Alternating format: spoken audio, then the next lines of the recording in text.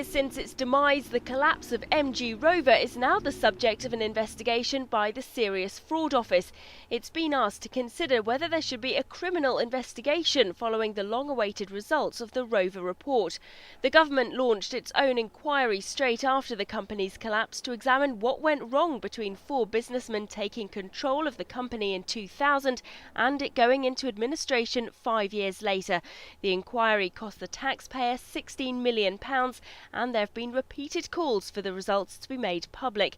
But Business Secretary Lord Mandelson says publication will be delayed so as not to prejudice any potential prosecution as a result of the serious fraud probe. When Birmingham-based MG Rover collapsed, 6,000 people lost their jobs at the Longbridge plant and many more at other suppliers and dealers, and it owed creditors nearly £1.3 billion. Yet the four executives in charge, known as the Phoenix Four, were reported to have taken an estimated £40 million from the company during their time at the helm.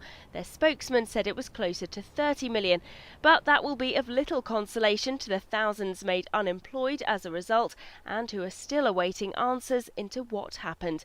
Richard Burden's the MP for Birmingham Northfield, where many of his constituents were affected. There's no doubt that in the area, people who are former MG Rover workers who lost their jobs, their families, the communities of southwest Birmingham, the suppliers to MG Rover who also lost out, they do need answers. So my appeal to the government and to the Serious Fraud Office is, if there are further inquiries to be done, get those finished as quickly as possible and get the inspector's report published as quickly as possible.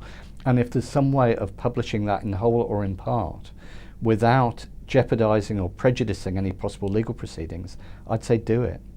Whether that's possible is another question, but after a 4-year wait, those answers may be a while in coming yet.